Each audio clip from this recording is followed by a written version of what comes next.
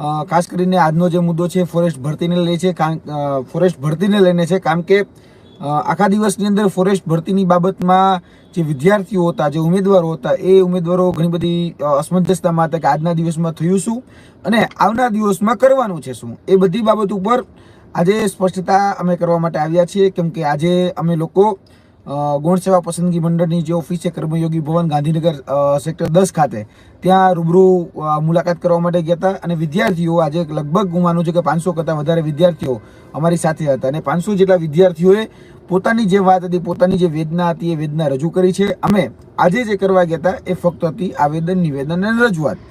અમે અમારી વાત એ લોકો સમક્ષ મૂકી છે, એટલે કે ભરતી બોર્ડના જે સચિવશ્રી છે એના સમક્ષ મૂકી છે અને જે વાત મૂકી છે, જેનાથી જે ફીડબેક મળ્યો છે એ ફીડબેક વિશે આજે તમને વાત કરવી છે. અને ખાસ કરીને જે ઉમેદવારો હતા એ ઉમેદવારોએ પણ પોતાની વેદના કીધી છે. લગભગ અમે ત્યાં હસમુખ પટેલ સાહેબને જ્યારે મળવા ગયા ત્યારે 15 જેટલા ઉમેદવારો એમને મળવા માટે ગયા હતા. 11-12 બહેનો હતી તો 6 બહેનો જેટલી અલગથી મળવા ગયા હતા. એટલે લગભગ 15 વિદ્યાર્થીઓને મળવા માટે ગયા હતા અને જે આપના પ્રશ્નો હતા, આપની જે વેદના હતી, આપની જે વ્યથા હતી એને વાચા આપવા માટેનો આજનો અમારો પ્રયાસ હતો. સૌપ્રથમ જોવા જઈએ તો એ વિદ્યાર્થી છે જે ફોરેસ્ટમાં આપેલા છે, મારી સાથે બીજા પણ વિદ્યાર્થી છે જે પણ ફોરેસ્ટમાં પાસ થયેલા છે, એટલે ફોરેસ્ટમાં કદાચ સિસ્ટમનો ભોગ બન્યા છે અને એને કારણે ક્યાંક રહી ગયા છે. હવે એવા વિદ્યાર્થીઓ છે કે જેની સાથે આપણે એવું પ્રયત્ન કરી રહ્યા છીએ કે એમને ન્યાય સુધી પહોંચાડી શકીએ. બે તબક્કામાં કદાચ આ બાબતને હું વેચી રહ્યો છું. એક તબક્કો છે સીબીઆઈટી પદ્ધતિનો અને બીજો જે તબક્કો છે નોર્મલાઇઝેશન સિસ્ટમનો. હવે અમે મોટાભાગે શું ઘટનાક્રમ છે એ ઘટનાક્રમ વિશે વાત કરું. આજે જ્યારે અમે રજૂઆત કરવા માટે ત્યાં પહોંચ્યા હતા ત્યારે કહેવાય કે જે પ્રયોગ આપણા ઉપર કરવામાં આવ્યો હતો, ગુજરાતના જે વિદ્યાર્થી, ગુજરાતના જે યુવાનો ઉપર કરવામાં આવ્યો હતો, એ પ્રયોગ સંપૂર્ણ રીતે નિષ્ફળ સાબિત થયો છે અને પ્રયોગનું નામ છે સીબીઆઈટી પદ્ધતિ. આ પ્રયોગશાળા ગુજરાત જે છે એમાં વિદ્યાર્થીઓ ઉપર જે પ્રયોગ કરવામાં આવ્યો એની જાણ એ જે તે લોકોએ આ પ્રયોગ કર્યો એના સુધી પહોંચી ગઈ છે. અધિકારીઓ પણ કહે છે કે હા, સીબીઆઈટી પરીક્ષા પદ્ધતિને કારણે નુકસાન થયું છે. હવે હું એવું માનું છું કે સીબીઆઈટી પરીક્ષાના પદ્ધતિને કારણે જે નુકસાન થયું છે, ભવિષ્યમાં નુકસાન ન થાય એના માટેની પણ તૈયારી આપણી હોવી જોઈએ. એટલે આગળ એની જે રણનીતિ છે, આગળ એની જે વ્યૂહરચના છે, એ વ્યૂહરચના પણ અમે તમારા સમક્ષ મૂકવાના છીએ કે આગળ શું કરવું. આજે એ બાબતનો સ્વીકાર થયો છે કે સીબીઆઈટી પરીક્ષા પદ્ધતિને કારણે ઘણા બધા ઉમેદવારો છે કે જેની સાથે અન્યાય થયો છે. જે નોર્મલાઇઝેશન સિસ્ટમ જે એપ્લાય કરવામાં આવી છે એમાં જે ઉમેદવારોના જે માર્ક્સમાં જે વેરિએશન જોવા મળી રહ્યું છે, એ વેરિએશનમાં પણ જે ઉમેદવારો ઓછા માર્ક હતા અને મેરિટમાં એ લોકો ઇન થઈ ગયા છે, જેને સારા માર્ક હતા એ આઉટ થઈ ગયા છે. એટલે આવી ઘટના બની છે અને આવા ઘણા બધા લોકો સાથે આ ઘટના બની છે. જેનું મેરિટ જોવા જઈએ તો 127-28 આડે બનતું હોય, કારણ કે એવા વિદ્યાર્થીનું હું પણ જાણું છું. અમે તો ક્લોઝ એવા ફ્રેન્ડ છીએ, બરાબર છે. ઘણા સમયથી આ સ્પર્ધાત્મક પરીક્ષાના ફિલ્ડમાં હોય એટલે ઘણા બધા ઉમેદવારો સાથે મળવાનું થતું હોય છે. 127 હોય અને મેરિટ 165 હિટ હોય તો એ લોકો ઇન થઈ ગયા છે. હવે અમારા માટે ગજબની વાત હતી. અમે જ્યારે પૂછી રહ્યા હતા કે ભાઈ તારું મેરિટ તો 128 સમથિંગ 50 જેવું બનતું હતું, તો તું ઇન કઈ રીતે થયો? તો એનું કહેવાનું હતું કે ભાઈ નોર્મલાઇઝેશન સિસ્ટમનો મને લાભ મળ્યો. હવે જે લોકોને 145 અપ હતા, આજે અમને એવા પણ ઉમેદવારો મળ્યા છે કે જેના 155 સુધીના માર્ક હોય, પરંતુ એનું મેરિટ અત્યારે જે આ લિસ્ટ મૂકવામાં આવ્યું છે એ લિસ્ટમાં એનું નામ જ નથી. એટલે આવી ઘટના બની છે. એટલે એને કારણે જે અમને એવું લાગી રહ્યું છે જે મહેનતુ ઉમેદવારો છે, મહેનતુ ઉમેદવારો સાથે અન્યાય થયો છે, એને લઈને જ્યારે હસમુખ પટેલ સાહેબ સાથે આજે મુલાકાત થઈ, આમાં હસમુખ પટેલ સાહેબનું જે અત્યારનું જે કહી શકાય જે સ્ટેન્ડ છે ને એમાં એવું છે કે કદાચ હું એવું માનું છું, મારું વ્યક્તિગત આવું માનવું છે, કદાચ હું એમાં ખોટો પણ હોઈ શકું. એટલે કે ને કે આપણી ભાષામાં કરવા ગયા કંસા ને થઈ ગઈ થૂલી, એને જેવી વાત છે. કારણ કે એને કદાચ હશે, કદાચ આ સીબીઆઈટી પદ્ધતિ હું લાવીશ અને એને કારણે પારદર્શિતા જળવાશે, વિશ્વસનીય કંપની છે તો કદાચ કોઈ પણ જાતના એલિગેશન્સ આમાં નહીં આવે, કોઈ પણ જાતના અડચણ નહીં આવે, કોઈ પણ જાતનું આમાં કંઈ પણ નેગેટિવ નહીં થાય, એવું કદાચ એનું માનવું હશે. હું માનું છું કે કદાચ એનો પ્રમાણિક પ્રયત્ન હશે. પરંતુ જોવા જઈએ ને તો આ જેટલી પણ વાત કરવામાં આવી હતી કે પારદર્શિતાની, વિશ્વસનીયતાની, બહુ ક્રેડિબિલિટીની, આમાં જેટલા પણ બણગા ફૂંકવામાં આવ્યા હતા ને એ તમામ જગ્યાએ આ બાબત છે ને એ જોવા જઈએ તો સંપૂર્ણ રીતે નિષ્ફળ સાબિત થઈ છે. આના તાજના સાક્ષી પણ અમે છીએ. આ વિદ્યાર્થીઓ સવારે તમે જોયો તો 500 કરતાં વધારે વિદ્યાર્થીઓ હતા જે ભોગ બન્યા. એ બધા જ વિદ્યાર્થીઓ ગાંધીનગરની અંદર હતા, એ હાજર રહ્યા હતા. જ્યારે હસમુખ પટેલ સાહેબ સાથે મુલાકાત થઈ ત્યારે એમના દ્વારા કહેવામાં આવ્યું કે ભાઈ જે 80 માર્ક કરતાં જે વધારે ઉમેદવારો છે, જે મિનિમમ કટ ઓફ જે તમારું કહેવામાં આવતું હતું કે 40% તમારે મિનિમમ લાવવાના છે, એ 40 કટ ઓફમાં મિનિમમ જો લવા એ જો મેરિટ પ્રમાણે ગણવા જઈએ તો 1,70,000 ઉમેદવારો એવા છે કે જે મિનિમમ જે કટ ઓફ માર્ક છે એના કરતાં વધારે માર્ક ધરાવે છે. એટલે કે એ ઉમેદવારોને જો એક રીતે કન્સિડર કરવામાં આવે તો એ ઉમેદવારો પાસ છે.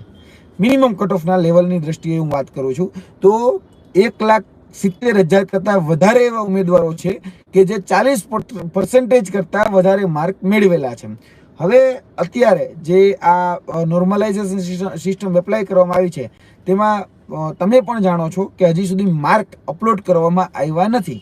અમે પહેલાં વાત કરી છે કે આમાં માર્ક અપલોડ કરવામાં આવે. એને સૌપ્રથમ જે અમારી વિદ્યાર્થીની જે બહેનો ગઈ હતી તો એને એવું કીધું કે ભાઈ જીપીએસસી છે કે યુપીએસસી છે એ કોઈ જગ્યાએ માર્ક અપલોડ નથી કરતી, તો અમે એ સિસ્ટમને એપ્લાય કરી રહ્યા છીએ. જ્યારે અમે બીજી વખત જ્યારે મળવા ગયા એમની સાથે, એટલે કે એ જ દિવસે એ જ સવારના સમયમાં જ્યારે બીજી વખત મળવા ગયા ત્યારે અમે પણ એમની સાથે એક બીજો તર્ક મૂક્યો કે ભાઈ લોકરક્ષક દળ, પીએસઆઈ, પોલીસ સબ ઇન્સ્પેક્ટરની જેવી પરીક્ષાઓ હોય તો એમાં માર્ક ડિસ્પ્લે થાય છે, કેટેગરી ડિસ્પ્લે થાય છે, ફિઝિકલમાં કેટલા માર્ક આવે છે, પીએસટી ટેસ્ટ પાસ છે કે પીઈટી ટેસ્ટ પાસ છે તો કેટલા માર્કનું એને વેરિએશન છે, કોને 20 આવ્યા છે, કોને 25 આવ્યા છે, એ જાણી શકાય છે. તો આમાં શા માટે નથી જાણી શકાતું? તો એને તર્ક યોગ્ય પણ લાગ્યો. તો એ તર્કની એને એ પ્રમાણે વાત કરી કે ભાઈ હું આજના દિવસમાં એ રજૂઆત અમારે પરમિશન લેવી પડે કે ભાઈ મુળુભાઈ બેરા એટલે કે આપણા જે વન અને પર્યાવરણ મંત્રી છે તે અને તેની સાથે સાથે વર્તમાન ભરતી બોર્ડના અધ્યક્ષ જેની પાસે ઇન્ચાર્જ, જેની પાસે ચાર્જ સોંપેલો છે એ છે કમલ દયાણી. આ કમલ દયાણી અને મુળુભાઈ બેરાની અમારે પરમિશન લેવી પડે પછી એને અમે ડિસ્પ્લે કરી શકીએ. એટલે એનો એવો પ્રયત્ન રહ્યો કે ભાઈ હું સાંજ સુધીમાં એ પ્રયત્ન કરીશ કે તમને લોકોને જે આ માર્ક જે છે ડિસ્પ્લે કરવામાં આવે. આ પ્રકારે ત્યાં અમારી વાતચીત થયેલી છે અને તે જે વાતચીત થઈ છે એમાં પણ જો જોવા જઈએ તો હું માનું છું કે સરકારે હસમુખભાઈ પટેલે એવું કીધું આજ સાંજ સુધીમાં થઈ જશે, પરંતુ અમે એવું કીધું છે અમે જાણીએ છીએ કદાચ તમે તાત્કાલિક ન મૂકી શકો પણ અમે સોમવાર સુધીનો તમને સમય આપીએ છીએ કે સોમવાર સુધીમાં તમે આ વિદ્યાર્થીઓના માર્ક જે છે ડિસ્પ્લે જે ગુજરાત ગુણ સેવા પસંદગી મંડળની જે ઓફિશિયલ વેબસાઇટ છે એની ઉપર પીડીએફ ફોર્મેટમાં અથવા તો ઇન્ડિવિજ્યુઅલ રીતે બધા જ વિદ્યાર્થીઓ જોઈ શકે એ રીતે તમે જાહેર કરી દો. કારણ કે ગુણ સેવાના સચિવશ્રીનું અને બીજા જે અહીંયા ઉપસ્થિત અધિકારીઓ હતા, તમામ અધિકારીઓ ત્યાં ઉપસ્થિત જ હતા, એ તમામ અધિકારીઓનું કહેવાનું હતું કે ભાઈ આમાં જે મામલો જે સામે આવશે ને એવો આવશે કે મેં બધાના માર્ક એક સાથે જાહેર નહીં કરીએ, પરંતુ ધારો કે આજે મેં પરીક્ષા આપી છે તો હું મારું મેરિટ જોઈ શકીશ. એટલે કે કદાચ મારે પોતાનો રોલ નંબર અથવા તો એપ્લિકેશન નંબર નાખવાનો, પછી મારે પોતાની બર્થ ડેટ નાખવાની અને એને કારણે મને મારું રિઝલ્ટ ડિસ્પ્લે થશે. એ રીતે પોતે આ વ્યક્તિગત જે ભાઈ છે વ્યક્તિગત રીતે એ પોતાનું પણ રિઝલ્ટ જોઈ શકશે, બીજા ભાઈ છે એ પોતાનું પણ રિઝલ્ટ જોઈ શકશે. એટલે આ પ્રકારની વાતચીત એમના દ્વારા કરવામાં આવી છે કે ભાઈ વ્યક્તિગત રીતે ઉમેદવાર પોતાનું રિઝલ્ટ જોઈ શકે એના માટેના અમે પ્રયત્નો કરીશું. અને એને તો આજ સાંજનું કીધું હતું, પરંતુ અમે માનીએ છીએ કે સોમવાર સુધી એ અપલોડ થઈ જાય એવી અમે અપેક્ષાઓ રાખીએ છીએ. કારણ કે સોમવાર સુધીનો સમય આપ્યો છે. આમ જોવા જઈએ તો આજે બુધવાર હતો, ગુરુ, શુક્ર અને શનિ એ 3 દિવસનો સમય, વર્કિંગ ડેની જે આપણે વાત કરતા હોય એ ગુરુ, શુક્ર, શનિમાં 3 દિવસમાં આ લિસ્ટ એ જાહેર કરી દેવામાં આવે એવું અમે એની પાસે માંગણી રાખી છે. બાકી અમે આવનાર દિવસોમાં અલ્ટિમેટમની જે તારીખ કહેવાય તારીખ આપીને આવ્યા છીએ કે સાહેબ તમે ભલે સાંજનું કહો, પરંતુ અમે એવું કહીએ છીએ કે અમને આ જે પદ્ધતિ છે નોર્મલાઇઝેશન એ પ્રકારનું રિઝલ્ટ અમને જાહેર કરી દો. કારણ કે એસએસસી સીજીએલ જો પરીક્ષા લેતી હોય, ટાયર 1 ટાયર 2 ફેઝની પરીક્ષાઓ હોય તો એમાં પણ તમે જોયું હશે કે ટાયર 1 અને ટાયર 2 ફેઝની પરીક્ષા હોય તો જ્યારે પ્રિલિમિનરીનું એટલે કે ટાયર 1નું જે રિઝલ્ટ આપવામાં આવે ને એ category with mark after normalization કેટલા માર્ક હતા અને નોર્મલાઇઝેશન પહેલા કેટલા માર્ક હતા એ બધી જ રીતે એમાં બિફોર અને આફ્ટર એ છે એ તમામ માર્કો દેખાડવામાં આવે છે કે ભાઈ તમારા આજના જે માર્ક હતા એ આ હતા, હવે નોર્મલાઇઝેશનમાં વધ્યા કે ઘટ્યા એના આફ્ટર આ કન્ડિશન આવીને ઊભી છે. એને કારણે આ ફોર્મ્યુલા એપ્લાય કરવાના કારણે તમારે આ જે માર્કમાં જે વેરિએશન કે જે ચેન્જીસ આવ્યું છે એના કારણે આવ્યું છે ને આટલા માર્કમાં તમારે પ્લસ માઇનસ થાય છે. જો એ રીતે એસએસસી સીજીએલ મૂકી શકતું હોય, આઈબીપીએસ ક્લર્ક મૂકી શકતું હોય કે રેલવે રિક્રુટમેન્ટ બોર્ડ મૂકી શકતું હોય, આપણે જો એની સિસ્ટમ એપ્લાય કરતા હોય તો એ સિસ્ટમ પ્રમાણે તમે પણ માર્ક આપો. એટલે અમે ત્યાં પણ આ તર્ક મૂક્યો છે અને આ પ્રકારે ત્યાં વાત કરી છે. હવે બીજી વાત જે છે એ આપણે વિદ્યાર્થીઓ પાસેથી જ જાણીએ. કદાચ આ વાતમાં આપણે સૌપ્રથમ હસમુખભાઈ પટેલ દ્વારા એટલે કે ભરતી બોર્ડના સચિવશ્રી છે એના દ્વારા જે વાત કરવામાં આવી હતી, મારાથી કોઈ વાત ચૂકાઈ જતી હોય તો એ મારી સાથે આ વિદ્યાર્થીઓ ઉપસ્થિત જ હતા જ્યારે રજૂઆત કરવા ગયા ત્યારે, તો એ વિદ્યાર્થીઓ પાસેથી પણ જાણી કે બીજી એવી કઈ વાતચીતો હતી. જી, બીજી વાતચીતમાં તો એવી વાત થઈ હતી કે આ સાંજ સુધીમાં ટ્વિટર દ્વારા જે કંઈ માહિતી આપવાના હતા પણ હજી સુધી કોઈનું ટ્વિટર દ્વારા કોઈ માહિતી આપવામાં આવી નથી. તો આપણે સોમવાર સુધીનો ટાઈમ આપ્યો હતો, તો હજી સોમવારે એનું જે કાંઈ હોય સોમવાર પહેલાં અપડેટ આપશે અને સોમવાર પહેલાં 25 ગણાની યાદી બહાર પાડશે અને એ સોમવાર સુધીમાં એ મૂળભાઈ બેરા પાસેથી પરમિશન લઈને એ આ ડિક્લેર પોતાનું રિઝલ્ટ જોઈ શકે એવું ડિક્લેર પણ કરવાની વાત એણે કરી છે. આજે બીજી કોઈ વાતચીતમાં બીજી આજે તો એક એ વાત થઈ કે અત્યારે આપણને ST SC ના એટલા માર્ક છે, આ એટલા કેન્ડિડેટ આમાં સિલેક્ટ થશે 8 ગણામાં, તો એના માટે પણ વાત કરી હતી. તો એ કીધું કે અમે આપ્યું નથી પણ હવે ફરીથી કદાચ આવી ગયું છે કે એવડી ના નથી આવ્યું, નથી આવ્યું. તો એ લોકો કદાચ આજે આવ્યું હોય તો અમને ખ્યાલ નથી, કદાચ અમે નથી જોયું નથી એટલા માટે. તો એ લોકો એ કરવાના છે કે ઓપનમાં OBC વાળા ST SC વાળા કેટલા જણા 8 ગણાની અંદર એમાં પણ સમાવેશ થયો છે એનો કોઈ ઉલ્લેખ હતો નહીં, તો એ પણ રજૂઆત કરી. તો એ ધ્યાને લીધી અને એ કીધું ત્યાં અમારી સામે કે એ કરી નાખજો અને એ પણ અપલોડ કરીને એની PDF પણ પાછી કેટેગરી વાઇઝ આવવાની છે અને એને અમે કીધું છે કે હવે નોર્મલાઇઝેશનમાં બધા લોકોને જે મહેનતુ વિદ્યાર્થી છે એને અન્યાય તો થયો જ છે, એ પણ ખુદે સ્વીકાર્યું છે. અધિકારીઓ બીજા પણ સાથે હતા એમણે પણ સ્વીકાર્યું છે કે અન્યાય તો થયો જ છે. તો એટલા માટે અમે પછી એને એમ કીધું કે તો જગ્યામાં પણ થોડોક વધારો થાય તો મહદઅંશે વિદ્યાર્થીઓને અન્યાયથી થોડાક તો પેલું થઈ શકે એમ. તો એમણે પણ કીધું છે કે એ મારા હાથમાં છે નહીં, તમે ઉપર રજૂઆત કરો અને ગવર્મેન્ટ જો જગ્યા વધારે તો અમારી પાસે તો કેન્ડિડેટ પેડા જ છે, 1,70,000 કેન્ડિડેટ છે જે 80 માર્કથી વધારે છે, એટલે 40% જે આપણે આમાં માગે છે એની કરતાં ઉપર છે. એટલા માટે એવી વાત થઈ છે. હવે ઉપર આપણે રજૂઆત જેટલી વિદ્યાર્થીઓ દ્વારા MLA દ્વારા પત્ર લખીને કે કોઈ પણ રીતે તમે બધા પોતપોતાની રીતે જાગૃત થઈને જો કરશો તો 100% આપણી 823 સીટની અંદર વધારો થાય એવી સંભાવના 99.99% છે. તો તમે બધા જાગૃત થઈ અને જ્ઞાન સાથી ઉપર જો ઓલું આપણે મૂકી દેજો તો જે તે ગ્રુપ બનાવી અને MLA ને એના લેટર પેડ ઉપર લખાણ એવડું સહી સિક્કા કરી અને પેલું કરે તો જગ્યા વધે એવી સંભાવના 99% મને લાગી રહી છે. જી, તમારે કશું કઈ એ બાબતથી વાતચીત કરી કે માંગણા પત્ર મગાવવામાં આવશે ને જો સરકાર આ પાડશે તો એ જગ્યા વધારવા માટે તૈયાર જ છે. અરણ્ય ભવનમાં આજ મુલાકાત કરી હતી તો અરણ્ય ભવનમાંથી એને એ જ જવાબ આપ્યો કે વધુમાં વધુ જગ્યા વધારવા અમે પણ માગીએ છીએ, પણ જો સરકાર આ પાડે તો અમે અત્યારે જગ્યા વધારવા તૈયાર જ છીએ. જનરલી ટેકનિકલ રીતે જોવા જઈએ ને તો જગ્યા વધારવાની સત્તા એ ભરતી બોર્ડને નથી હોતી. ભરતી બોર્ડ એ નો ડાઉટ રીતે ભરતી કન્ડક્ટ કરવાનું કામ કરે છે. આપણે બધા જ આ વાતથી વાકેફ હોવા જોઈએ કે ભરતી બોર્ડનું કામ છે ભરતીને કન્ડક્ટ કરે. એટલે ભરતી જે છે ધારો કે 100 ક્રાઇટેરિયા છે એજ્યુકેશન ક્વોલિફિકેશનના કે પછી ફિઝિકલ ક્વોલિફિકેશનના જે ક્રાઇટેરિયા છે એને 100 એને આધીન એને પરીક્ષા લેવી, આ ભરતી બોર્ડનું કામ છે. હવે ભરતી બોર્ડમાં જો આપણે એવી માંગણી કરીએ કે જગ્યા વધારો તો નો ડાઉટ એક વખત સાંભળે ખરી. અમે એના માટે પણ પ્રયત્નો ચાલુ છે. અમે ત્યાં વાત કરીને આવ્યા છીએ, ભરતી બોર્ડમાં પણ કહ્યું છે. એની સાથે સાથે અમે એ પણ પ્રયત્નો કર્યો છે કે ભાઈ અમે અરણ્ય ભવન છે એટલે કે આપણું જે વન વિભાગ જે છે એ વન વિભાગમાં પણ પ્રયત્ન કર્યો છે કે આમાં જગ્યા વધારો થાય. જે મને યાદ છે ત્યાં સુધીમાં જે ઉપરી અધિકારી હતા PCCF, કદાચ એમની સાથે આપણે વાતચીત થઈ તો એમને અમે મૌખિક રજૂઆત કરી છે. આવતીકાલે અમે એને લેખિત ફોર્મેટમાં આ રજૂઆત આપવાના છીએ અને લેખિત ફોર્મેટમાં જે રજૂઆત આપીશું એમાં પણ તમામ જગ્યાએ એટેચ અમે આ બધી બાબતોને કરીશું કે અમે કહી શકીએ કે આમાં વન અને પર્યાવરણ મંત્રી છે એમને પણ એટેચ કરીશું, સામાન્ય વહીવટ વિભાગ છે એમને પણ એટેચ કરીશું અને ગૌણ સેવાને પણ એટેચ કરીશું, જેથી કરીને ભરતીમાં જગ્યા વધારો થાય એવા અમારા પણ પ્રયત્નો છે. હવે આગળની જે વાત જે છે એ બાબતે હું તમને વાત કરું કે આગળના દિવસોમાં કરવાનું શું છે. આગળના દિવસોમાં જોવા જઈએ તો સૌપ્રથમ પ્રયત્ન એવો કરવાનો છે કે 823 ઉમેદવારોની જગ્યાએ વધારે ઉમેદવારો કેટલા લઈ શકાય એમ છે એના પ્રયત્નો કરવાના છે. કારણ કે અમે જ્યારે અરણ્ય ભવન એટલે કે વન વિભાગની ઓફિસ જે છે ત્યાં ગયા હતા તો અમને એવું સ્પષ્ટપણે જાણવા મળ્યું છે કે 50% કરતાં જગ્યા વધારે હજી પણ ખાલી છે. આ 823ની ભરતી થઈ જાય ને છતાં પણ એમાં ઘણી બધી જગ્યાઓ ખાલી છે. એ આંકડાકીય માહિતી પણ અમારી પાસે અમે કહી શકીએ કે અવેલેબલ કરીએ છીએ. એ આંકડાકીય માહિતી પ્રમાણે તો કદાચ માગીએ તો બહુ બધી જગ્યા કદાચ આટલી જ ભરતીની બીજી પણ આવી શકે, પરંતુ અમે એવું કહ્યું છે કે ભાઈ આમાં જે જગ્યાઓ ખાલી છે એ જગ્યાઓમાં અમને કશું કાંઈ નહીં તો કાંઈ નહીં 500 થી 700નો જગ્યા વધારો મળે એના માટેના પ્રયત્નો અમારા રહેવાના છે. અમે માગવાના છીએ ભલે કદાચ 500 જગ્યા માગીએ કે વોટેવર, કે જેટલી જગ્યા વધારો છે એટલે જેટલી જગ્યા છે એના સમકક્ષમાં અમે તમને આ ભરતીમાં અમને તમે વધારો કરીને આપો. જે નવા ઉમેદવારો છે એના માટે તમે નવી ભરતી પણ જાહેર કરો, કારણ કે એનું નુકસાન પણ અમે કરવા નથી માંગતા.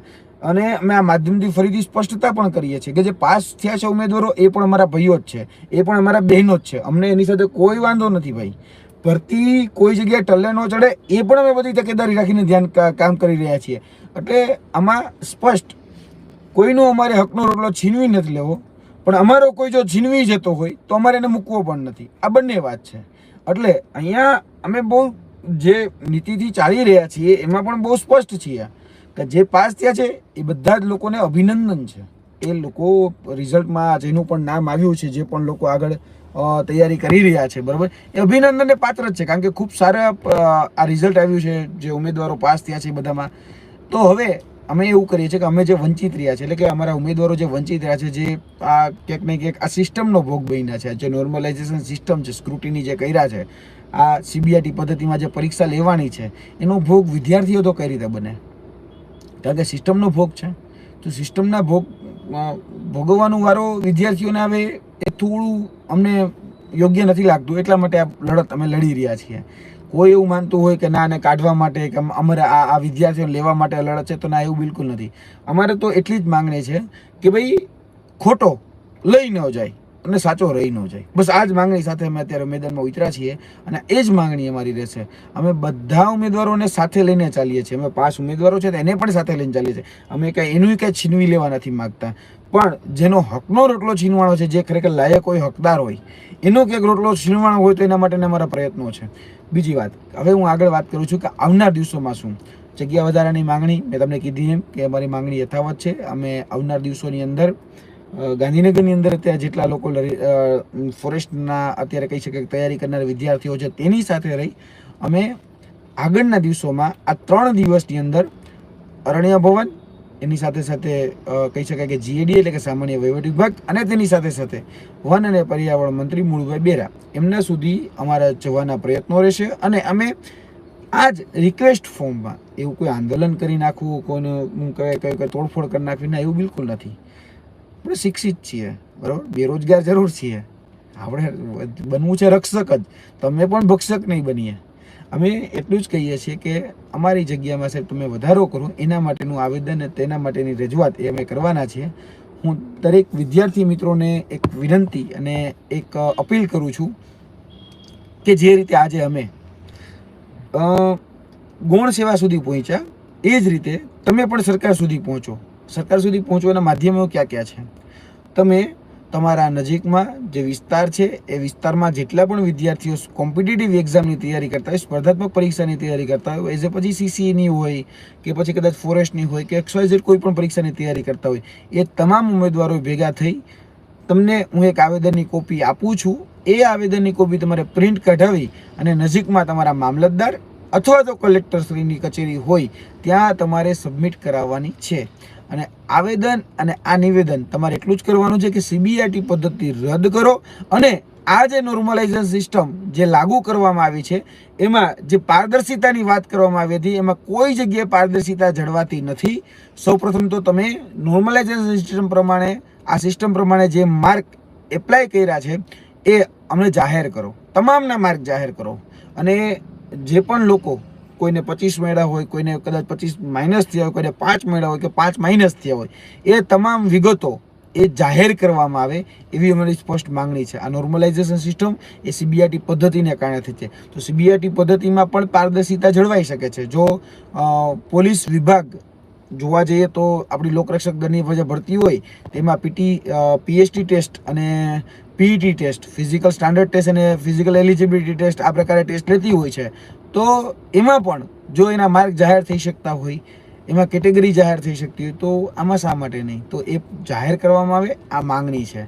તો એ જ પ્રકારનું આપણી માંગણીને વાચા આપવા માટે તમારે તમારા નજીકના વિસ્તારમાં જે કલેક્ટર કચેરી હોય અથવા તો મામલતદાર કચેરી હોય એ જગ્યાએ જે તમારે આ રજૂઆત તમારી એ પોતાની એક સબમિટ કરવાની રહેશે. હું તમને કોરા પેપર ઉપર તમને આખું લખાણ લખીને મોકલીશ. એ તમારે જેટલા પણ મિત્રો ભેગા થાય, ધારો કે પાટણ છે તો પાટણ સૌથી વધારે ગ્રુપ છે, મોટું બધું વાંચે છે, તો એ પાટણવાળા વિદ્યાર્થીઓ કદાચ જેટલા પણ જઈ શકે એટલે વધારે પ્રમાણમાં જાય. બનાસકાંઠા છે તો બનાસકાંઠામાં તો ફોરેસ્ટની તૈયારી કરવા પુષ્કળ લોકો છે, તો એ પણ લોકો જાય, એટલે જેથી કરીને સરકાર સુધી વાત પહોંચી જાય. આવતીકાલે આપણે આવેદન પોતાના વિસ્તારમાં આપવાનું છે. પોતાના જે આપણા કલેક્ટરશ્રી છે, અધિકારી વર્ગ જેને વહીવટી આપણે વડા કહે છે, વહીવટી વડા એટલે વહીવટી જે રાજા છે એ રાજા આપણો કલેક્ટર છે, મામલતદાર છે. તો આપણે એને આવેદનપત્ર આપવાનું છે કાલે. કમસે કમ કાલની આ કાર્યક્રમ છે, એ કાલના કાર્યક્રમમાં આપણે બધા અડધી કલાક આપવાની છે, એમાં કંઈ વધારે કશું કંઈ આપવાનું નથી, બરાબર? અડધી કલાક આપી અને તમારે તમારી રજૂઆત કરવાની છે. કોઈ વ્યક્તિ તમારો નંબર માગે તો તમારે તમારો નંબર નથી આપવાનો, બસ આ વાત ધ્યાન રાખજો.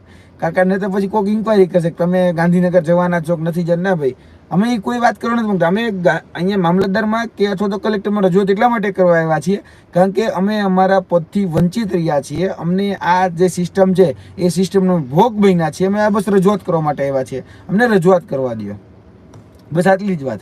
નહીં તો પછી મોબાઈલ નંબર આપવામાં આવે તો પછી એલું કહેવાય ને કે આઈબી હોય પછી પાછળ લાગી જાય. એટલે પહેલેથી જ આપણે સાવચેત થઈ જાય. ખાલી ખોટા કોઈને નંબર આપીને આપણે પાછું ફસાવવું એવું થવા જ નથી દેવું.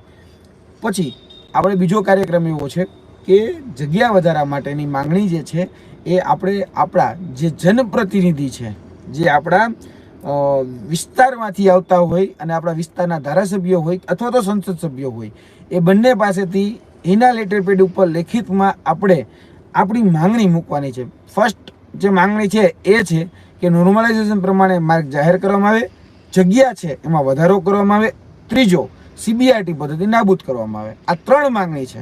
આ 3 માંગણી આપણે એનો જો તમારે ફોર્મેટ જોતું હશે તો એનું ફોર્મેટ પણ આજે રાત સુધીમાં તમને જ્ઞાનશાળીના માધ્યમથી મળી જશે. અને એ તમારે તમારા વિસ્તારના જે જનપ્રતિનિધિ છે એ જનપ્રતિનિધિને એના લેટર પેડ ઉપર આપણે માંગણી કરવાની છે. આપણે કોઈ હિંસક માંગણી પણ નથી કરવાની. આપણે શબ્દની મર્યાદા પણ જાળવવાની છે, કારણ કે આપણે જે માય બાપ જેને આપણે કહીએ છીએ સરકાર, એ સરકાર પાસે માંગણી કરીએ છીએ. તો આપણે શબ્દની પણ મર્યાદા જાળવીશું, આપણે જે રજૂઆતની મર્યાદા છે એ મર્યાદા પણ જાળવીશું. અને આગળના દિવસોમાં જે વાત કરવામાં આવી છે કે ભાઈ સોમવાર સુધીનો સમય એ તમામ વિદ્યાર્થીઓને સાથે રહીને અમે આપ્યો છે. સોમવાર સુધીમાં આપણે આ બાબત, આ આવેદન નિવેદન અને રજૂઆતની બાબત એ પૂરી કરી નાખવી છે. પછી રવિવાર પછીનો ટાસ્ક એ આપણને તમને ચોક્કસપણે આપીશું. જો આમાંથી કોઈ માંગણી સ્વીકારવામાં નથી આવતી તો આગળ શું કરવું અને કઈ રીતે ચાલવું એના માટેની તમને રવિવારે તમને એમાં સ્ટ્રેટેજી મળી જશે. ગાંધીનગર આવવું કે પછી અમદાવાદ આવવું કે પછી તમારા રાજકોટવાળા વિસ્તારમાં આવવું કે બનાસકાંઠામાં આવવું, કઈ જગ્યાએ શું કાર્યક્રમ આપવા, એ કાર્યક્રમ તમને ચોક્કસપણે એ કાર્યક્રમો મળી જશે. બધાએ સાથે રહીને ચાલવાનું છે. યાદ રાખજો, એકતામાં જ સૌથી મોટી તાકાત છે. બાકી એકેય જગ્યાએ કોઈ તાકાત નથી. જે લોકો રજૂઆત કરવા માટે જાય મામલતદાર કચેરીમાં, કલેક્ટર કચેરીમાં, ત્યારે મીડિયાને સાથે લઈને જાય એ અમે વિનંતી કરીએ છીએ, જેથી કરીને તમારો જે મુદ્દો છે એ સ્થાનિક ન્યૂઝપેપરોની સાથે જે મેઇનસ્ટ્રીમ મીડિયા કહી શકાય, જે ઇલેક્ટ્રોનિક મીડિયા, પ્રિન્ટ મીડિયા અને ડિજિટલ મીડિયા, એ તમામ જગ્યાએ તમારો મુદ્દો એ આવે અને લોકોને ખ્યાલ આવે કે ખરેખર તમારી સાથે અન્યાય શું થયો છે. કારણ કે એક બોગસ સિસ્ટમ છે, એ બોગસ સિસ્ટમનો ભોગ આજે પ્રમાણિક અને ઈમાનદાર અને હકદાર જે ઉમેદવારો છે એનો બન્યા છે. તો એ સામાન્ય લોકોને ખબર પડવી જોઈએ. એટલે મેં તમને કીધું એમ કે ભણેલ ગણેલ શિક્ષિત છીએ. કોઈ જગ્યાએ હલ્લા ગોકીરો કાંઈ આપણે નથી કરવું. આપણે પહેલાં સરકારને આપણે ચાન્સ આપીએ જ છીએ કે સરકાર અમારી વાત એ શાંતિથી સાંભળી લે, શાંતિથી સમજી લે અને અમને ન્યાય આપે. આપણે બીજી કોઈ ગુહાર નથી કરતા, આપણે ન્યાયની ગુહાર કરીએ છીએ. કારણ કે જે પ્રયોગ કરવામાં આવ્યો હતો એ પ્રયોગ સંપૂર્ણ રીતે નિષ્ફળ સાબિત થયો છે.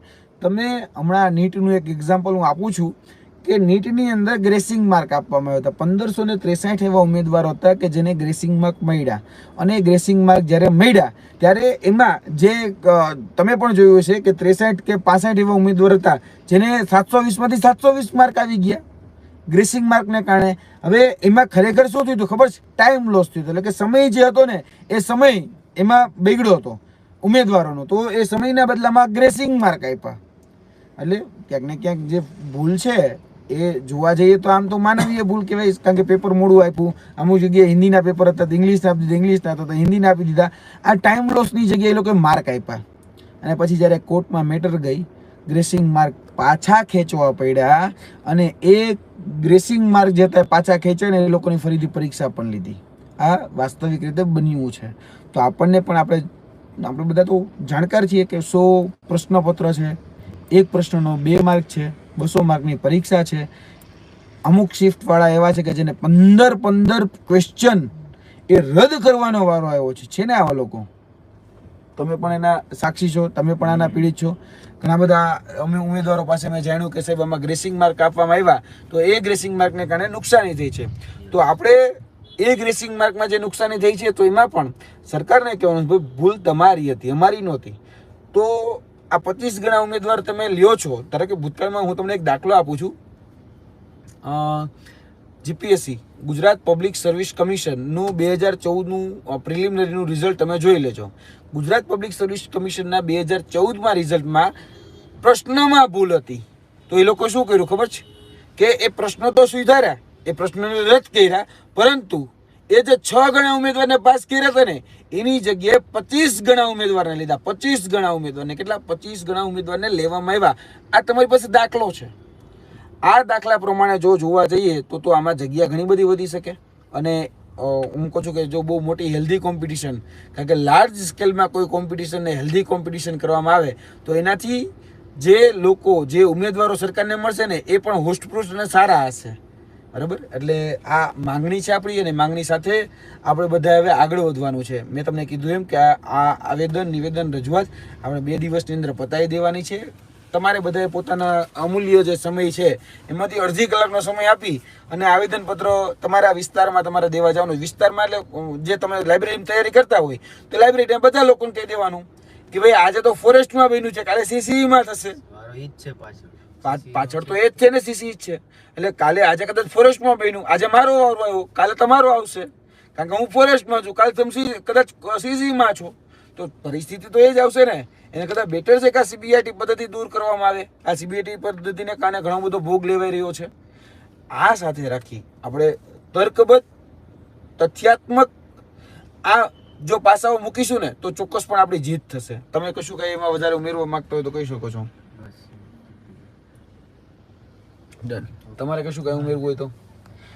હવે તમને ખબર પડી ગઈ છે કે આપણે આજના દિવસમાં શું કરવાનું છે. મેં તમને બધું કહી દીધું કે આજના દિવસે શું ઘટના બની. આજના દિવસની જે ઘટના બની અને ક્યાંક ને ક્યાંક કોઈને કોઈ જગ્યાએ વિઝ્યુઅલ્સ અવેલેબલ હશે, કારણ કે ઘણા બધા મિત્રો જે છે વિડીયો ઉતારતા હતા, તો એમને પણ કહેવાનું કે તમે તમારા ગ્રુપમાં એ વિડીયો મૂકજો. એટલે આજે શું ઘટના બની ને દરેક ઉમેદવારને ખ્યાલ પડે. એટલે ફરીથી એ ઉમેદવારોને પણ કહેવાનું કે હવે આપણે જાગૃત થઈ જવાનું છે. આપણા હક માટે, આપણા ન્યાય માટે જાગૃત થઈ જવાનું છે. અને એક વાત હંમેશા યાદ રાખજો, તમારા વતી લડાઈ લડવા કોઈ નહીં આવે. કોઈ ગમે એટલી મોટી મોટી ફાકા ફોજદારી કરે, મોટિવેશનલ ફલાણા હથોડા મારે, બરાબર, કોઈ નહીં આવે. હું 2018થી આ બધું જોતો આવ્યો છું. ખાલી યુટ્યુબમાં આવીને વાતો થાય, બીજું ત્રીજું વાત. ગ્રાઉન્ડ ઉપર જે દિવસે લોકો આવે ને એ લોકો સાચા, આ લોકો સાચા. બાકી મેં એવા જોયા છે કે આમ કહેવાય ને કે ભાઈ તું કરી શકે છે, તારાથી થઈ શકે છે, ફલાણું આમ થઈ જાય, તું તેમ કરી નાખ, તું તોડી નાખ ને ફોડી નાખ ને બધું જ કરે. પણ એ બધી વાતો હોય. આપણે એમ કહે છે કે અમારે ચલો કંઈક અમારા ન્યાય માટે જવું, તમે અમારે જોડે આવો, તો નહીં આવે. આવું થયું જ છે. આમાં તમારી પાસે એવા પુષ્કળ દાખલાઓ છે. પણ યાદ રાખજો, હકનો રોટલો તમારો છે, અને તમારા હકનો રોટલો કોઈ છીનવી જતો હોય, બરાબર, તો તમે તો વનરક્ષક બનવા માગો છો, બરાબર. એ જે જનાવરો છે, બરાબર, એ એનું રક્ષણ કરવા માગો છો, તો એમાં આપણે આગળ આવી અને લડવું પડશે. આપણે પાકી માટીના છીએ, ગ્રાઉન્ડ સાથે, માટી સાથે જોડાયેલા છે આપણે બધા. તે માટીનો દમ દેખાડવો પડશે, કારણ કે માટીના માણસ છીએ આપણે. કે એસી ચેમ્બરમાં બેઠા બેઠા પરીક્ષાઓ પાસ નથી કરી, અથવા તો એસી ચેમ્બરમાં બેઠા બેઠા પરીક્ષાઓ નથી આપતા. આ હકીકત છે. આપણે એ ગરીબ અને મધ્યમ વર્ગમાંથી આવે છે કે જ્યાંથી આપણે રોજગાર રૂપી દીવો જો આપણા ઘરમાં કે આપણા પરિવારમાં થાય ને, તેમાંથી આપણે આપણા ઘરનો કે પરિવારનો અંધકાર દૂર કરવા માગીએ છીએ આ રોજગાર રૂપી દીવાથી. એટલે ફરીથી કહું છું કે આપણે બધાએ આપણા હકરા રોટલા માટે જાતે લડવાનું છે. તું જ તારો દીવો થા. બીજા ઉપર આશા અપેક્ષા રાખશો તો પારકી આશા સદા નિરાશા જેવી જ પરિસ્થિતિનું નિર્માણ થશે. એટલે મહેરબાની કરીને પારકી આશા ન રાખતા. આજે તમારે તમારા હક માટે, ન્યાય માટે, અધિકાર માટે લડવું પડશે. હું તમારી સાથે ખભોથી ખભો મિલાવીને ઊભો રહેવા તૈયાર છું. જ્યાં કહેશો અહીંયા હું ઊભો જ છું અને ઊભો જ રહીશ. ભવિષ્યમાં પણ તમે મને કહેશો કે તમારી સાથે ચાલો, હું આવીશ, પણ પહેલાં તમે હોવા જોઈએ. આજે વિદ્યાર્થીઓને મેસેજ કર્યો, વિદ્યાર્થીઓ હાજર હતા, તમે ખભોથી ખભો મિલાવીને હાજર રહ્યો. ગઈકાલે કદાચ મારે એક સમજવામાં ભૂલ થઈ, કદાચ એક જે સાહેબે મને સમજાવ્યું, એ સાહેબે મને કદાચ કહી શકું તો મિસઇન્ફોર્મેશનના કારણે કદાચ ક્યાંક ભૂલ, તો મેં મારી ભૂલે સ્વીકારી. હા ભાઈ, મારી ભૂલ છે ભાઈ. આ જગ્યાએ જે વિડીયોમાં જે વાત થઈ એમાં મહિલાઓની સીટ પુરુષોની સીટ મહિલાઓને મળી શકે એવી એ લોકોએ નોટિફિકેશનમાં પ્રાવધાન આપેલા છે. ભૂતકાળમાં અમે એવી સામનો કરી ચૂક્યા છે. હું તમને એક દાખલો આપું છું ખાલી. ITI SI સુપરવાઇઝર ઇન્સ્ટ્રક્ટરની ભરતી હતી અને એમાં બ્યુટી એન્ડ કલ્ચરનું કહી શકાય કે ટ્રેડ હતો. એ ટ્રેડની અંદર કઈ પ્રકારે ભરતી થઈ હું જાણતો હતો. મને એમ હતું કે ભાઈ ન થઈ શકે, તો કદાચ સમા હું પણ ખોટો હતો, તો હું મારી ભૂલને સ્વીકારું છું. બરાબર, એમાં પણ જરાય હું અચકાતો નથી. ભૂલ થઈ જાય સ્વીકારવાની છે, સુધારો તો જ આવશે.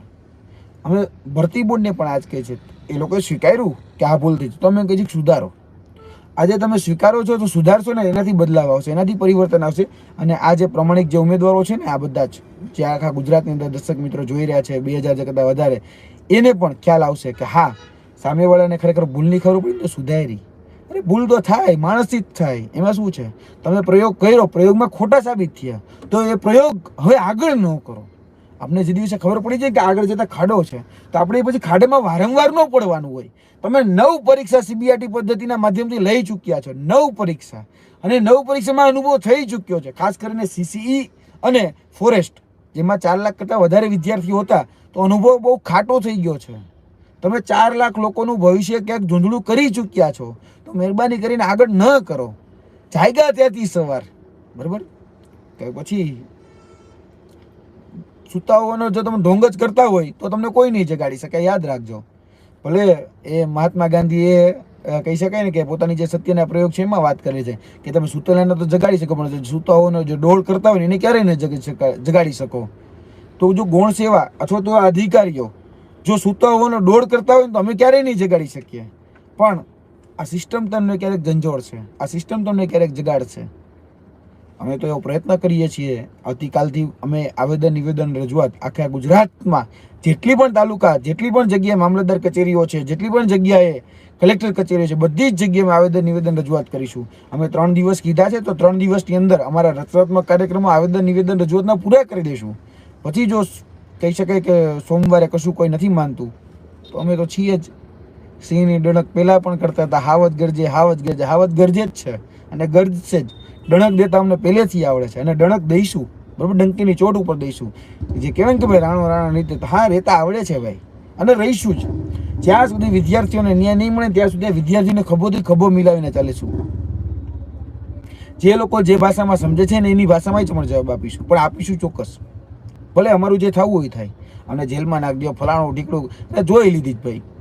કદાચ કાલ સવારે કદાચ ત્રીજી જોવાનું થશે, શું ફરક પડે છે? પણ લડીશું, ડંકીની ચોટ ઉપર લડીશું. બરાબર. જય હિન્દ, જય ભારત.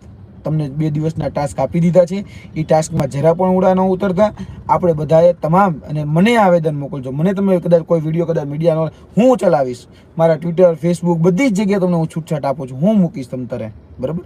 આપણે પેલો પ્રયત્ન કરવાનો કે સ્થાનિક મીડિયા અને મીડિયા બધી જ સપોર્ટિવ છે. તમામ મીડિયા આપણે સપોર્ટ કર્યો છે. બરાબર. ડિજિટલ હોય, પ્રિન્ટ હોય, ઇલેક્ટ્રોનિક, બધાને આપણો સપોર્ટ છે. એ લોકો આપણને સપોર્ટ કરવા માટે પણ તૈયાર છે, કારણ કે વિદ્યાર્થીની સાચી પીડા એ બધા લોકો સમજે છે. એ લોકો પણ તમારા મદદમાં આવશે. અને સાથે જાઓ તો મીડિયાને સાથે લઈને જજો, અને આપણી રજૂઆત એ જે મૂળ મુદ્દાની છે એ મૂળ મુદ્દાની રજૂઆત કરજો. અડધી કલાકનો સમય 24 કલાકમાંથી અડધી કલાક કાઢી અને એમાં પ્રયત્ન કરજો. ન્યાય અવશ્ય તમને અપાવીશું. જય હિન્દ, જય ભારત.